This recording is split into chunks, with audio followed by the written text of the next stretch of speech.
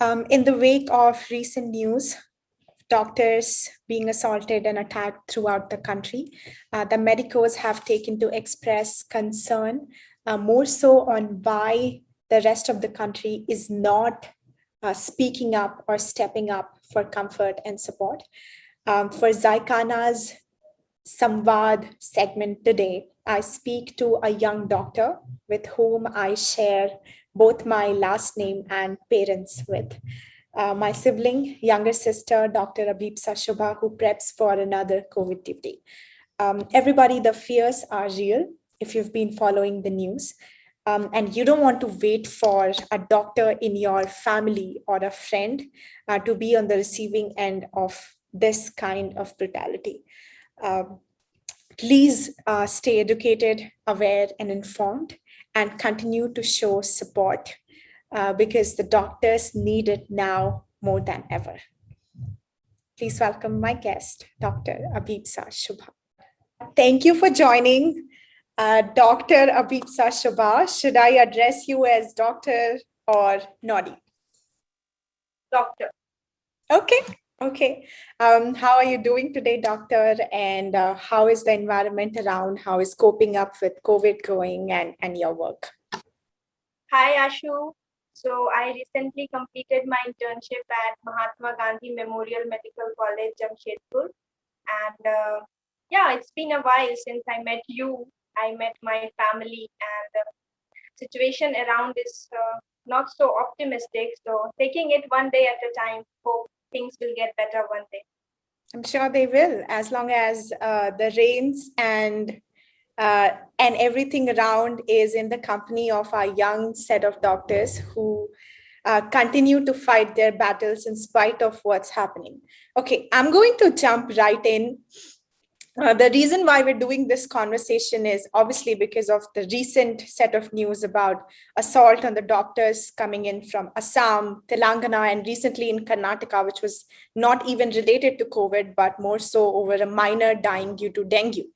And you are someone, you've just joined the hospital and you've been in COVID duty the last year as well, and you will be joining it again this year. How is the situation when you talk to fellow doctors, senior doctors, your friends about this? How do you manage to go to work every day knowing that it could be a serious threat? And you are in Jharkhand now. Yeah, so just start by telling what is the situation like among your groups. Are there fears? What are your conversations that you have with your group and other doctors? It's very heartbreaking to know the condition in which we are working.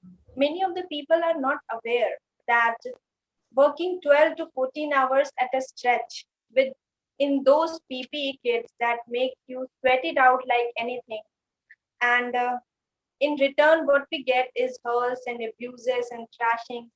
We don't deserve this. I mean, I just want to tell people that whenever in any hospital's emergency you go, you will see a doctor running here and there, trying his best to save the patient with as little resources as he has possible. And I want people to know that the loss of a patient is equally traumatizing to a doctor as it is to a deceased family.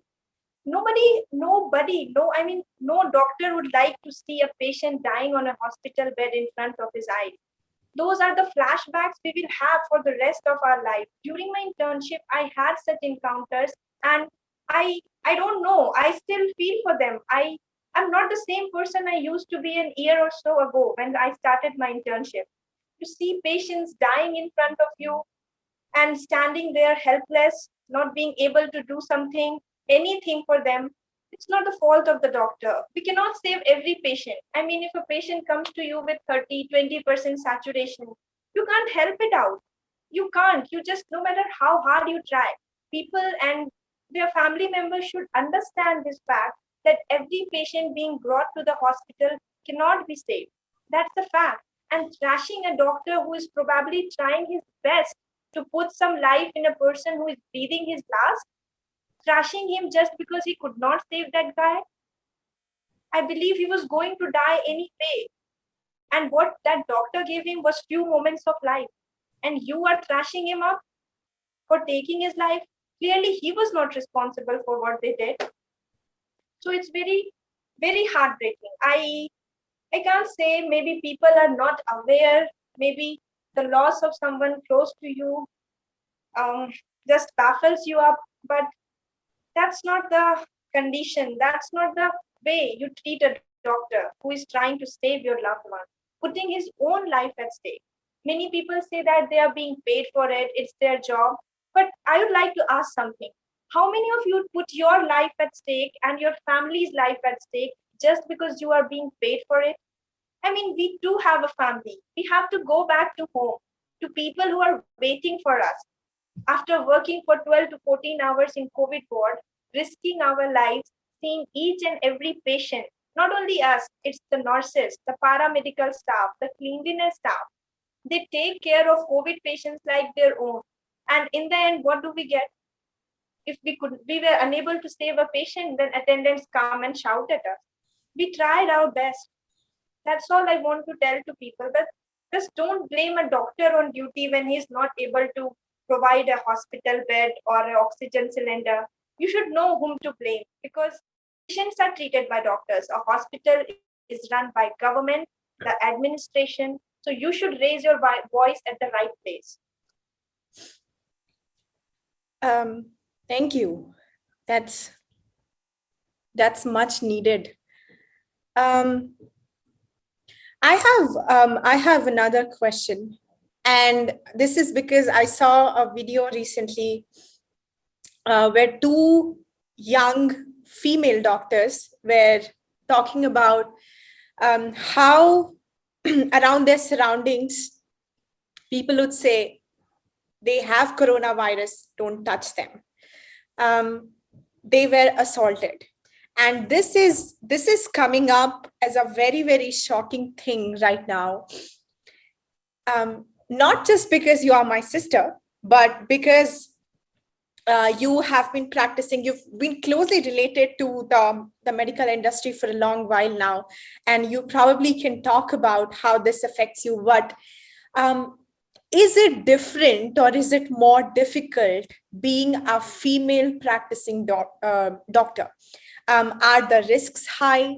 Are you treated differently by patients or relatives or people who are emotionally very high or very involved about their family members who come to get admitted or the loss they experience?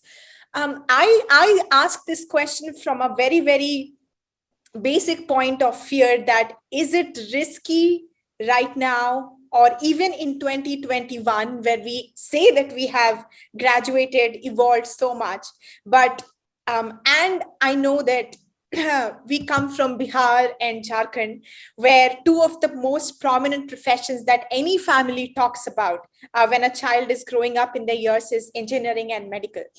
Um, be it for a male child or a female child alike. So talk to us from a point of a female doctor. Has it been challenging? Does it throw extra challenges? And how do you navigate about them?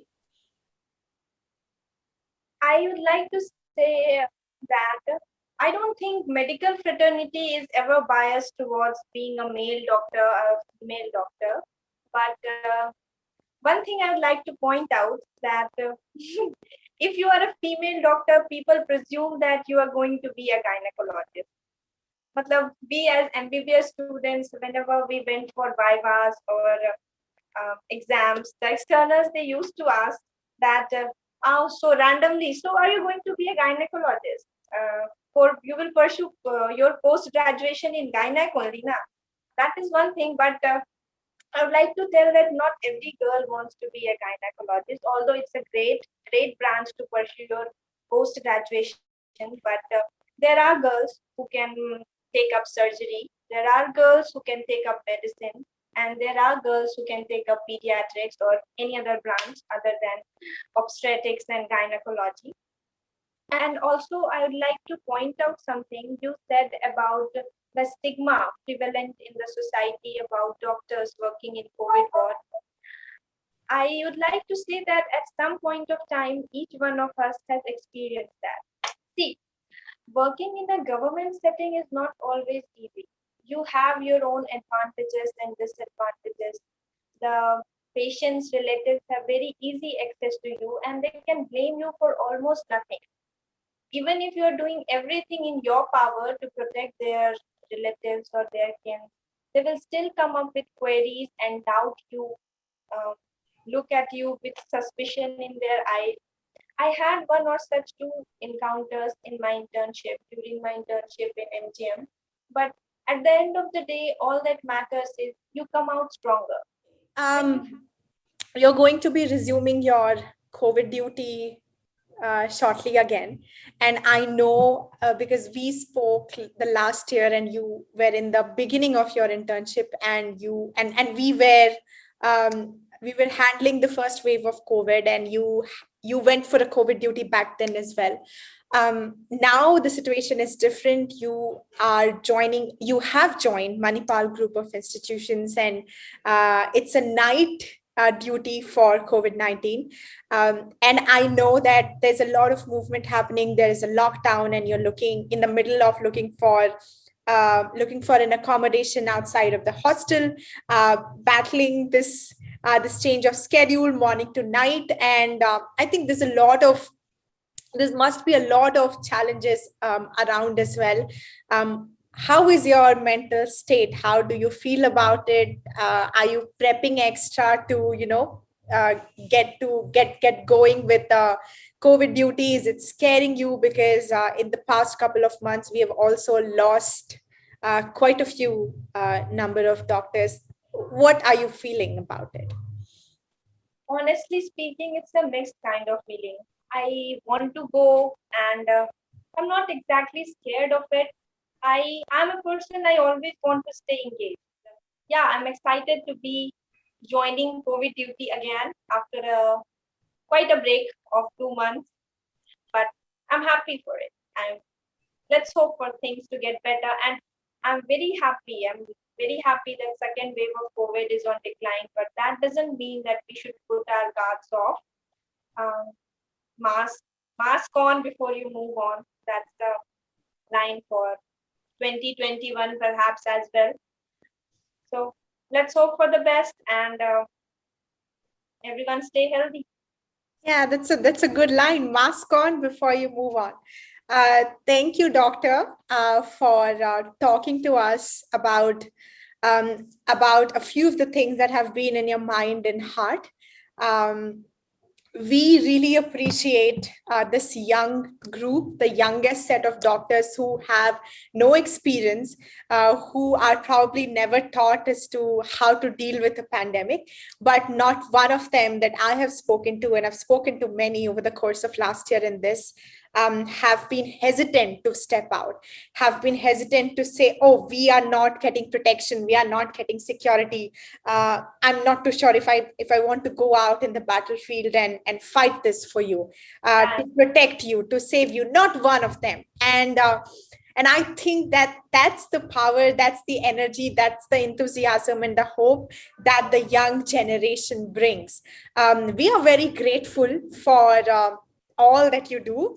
And now to Noddy, who is my sister, never knew that you'd grow up to become this version who is so sensible, so smart, and so on the feet to take everything as it comes and not to question the validity of it, not to doubt it, but continuing to do her duty. I mean, the many stories on the backside that you and I share, which I probably made for or meant for another video, but glad to see you shining high, soaring high, and being there in the public eye, doing your bit to help us survive this and conquer this. Any closing thoughts? and finally, to all the viewers of this video, I would just like to say that trust the doctor who is treating your patient, because with whatever resources we have, we try our best. And your dear ones are dear to you because you have been with them for a very long time, but we stay with them for a very short time, and they are equally dear to us. No doctor ever wants to see a patient dying in his shift on a hospital bed. Believe me, no doctor ever wants to see that, because that stays with us for the rest of our life. I personally, during my internship, I have seen many patients die, and there were nights I wasn't able to sleep because I had flashbacks, and that's a kind of trauma, and you will never get over it. But in some deep corner of your heart, it always stays that once, one day, you lost a patient. So just don't always blame the doctors, and please, we don't need people who can speak for us.